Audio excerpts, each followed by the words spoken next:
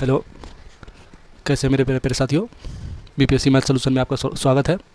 जैसा कि आप सभी जानते हैं, बीपीएससी टीआरई 2.0 के प्रीवियस ईयर के क्वेश्चन हम लोग लगातार कर रहे हैं। आज क्वेश्चन नंबर 20 होगा। क्वेश्चन मैं पढ़ देता हूँ, एक बार देख ले। इस प्रकार है क्वेश्चन। बिंदु ओ के निर्देशांक ये है, ए के निर्देशांक ये है और बी के निर्देशांक ये है।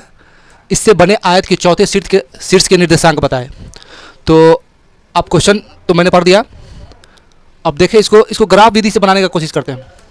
ये मैंने ग्राफ खींचा, ये प्रश्न निर्देशांक ज्यामिति से है और ये ग्राफ मैंने खींचा। देखिए, एक बिंदु ओ है जिसके निर्देशांक दिए हुए 0 0, यानी यहाँ ये मूल बिंदु पे होगा, यहाँ 0 पे होगा, यहाँ होगा।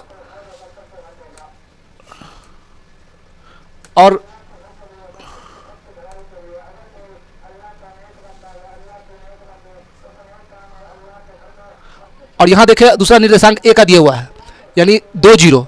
यानी अगर 2 0 का मतलब ये जो है, ये x है। ये पहले x लिखा जाता है, ये x हो गया। तो x यहाँ, यानी 2 पे यह पॉइंट लगाएंगे। यहाँ पे एक लाइन खींच देंगे, और उसके बाद कह रहा है b में, कह रहा है 0 3, यानी एक मिल बुंदी में 0 तो लिखाएगा नहीं, चूंकि x का मान 0 है। 3 का मान, यानी y की तरफ जाएंगे हम, y का मान 3 दिया हुआ है, यहाँ पे 3 है, इसको इससे मिला देंगे। और ये जो आयत बन रहा है 2/3 का जो आयत बन रहा है, ये पूछ रहा है कि ये चौथा निर्देशांक क्या होगा। यानी चौथा निर्देशांक यही ना होगा इसका, यानी 2 और 3। यहाँ ये 2 चौड़ा हो गया और ये लंबा 3 हो गया, तो इसके निर्देशांक हो जाएंगे 2 3।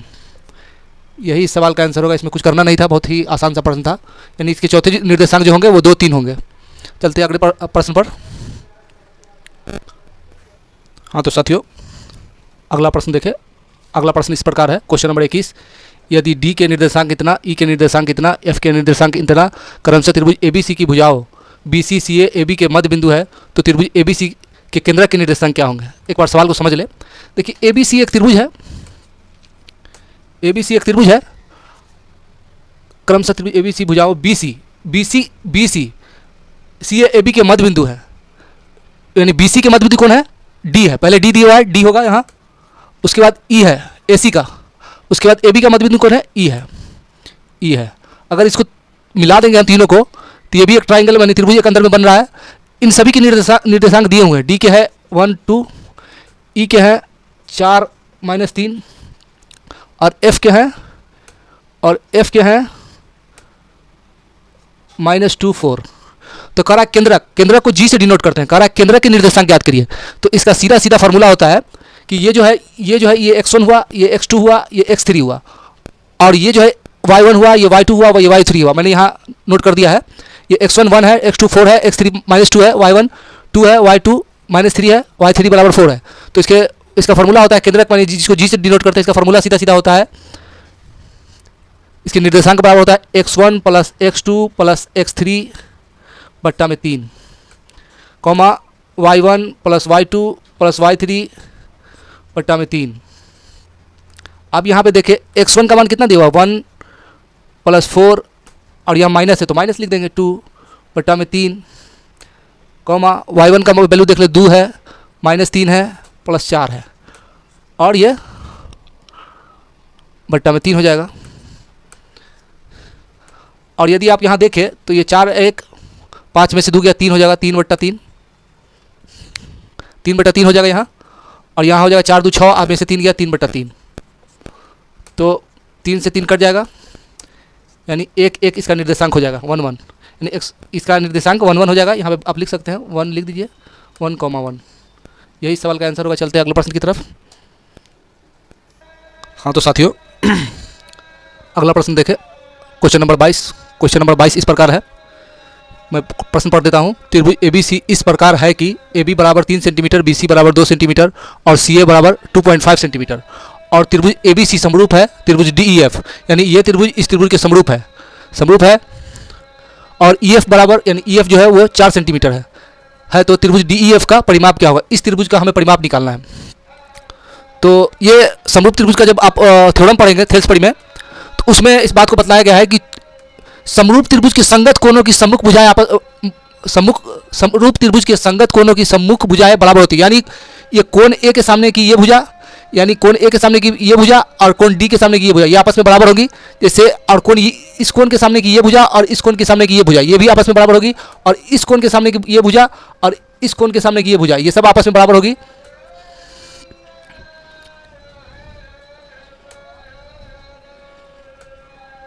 ये सब आपस में बराबर होगी। तो हम यहाँ लिख सकते हैं, इसलिए ए बी बराबर डी, ए बी बराबर डी ई, बी सी बराबर ई एफ एंड ए सी बराबर डी एफ, ए सी बराबर डी एफ। तो हम यहाँ लिख सकते हैं, इसीलिए त्रिभुज ए बी सी का परिमाप, आप सभी समझदार हैं, समझ सकते हैं कि इसका परिमाप क्या होगा। तो त्रिभुज डी ई एफ का परिमाप निकालना है हमको।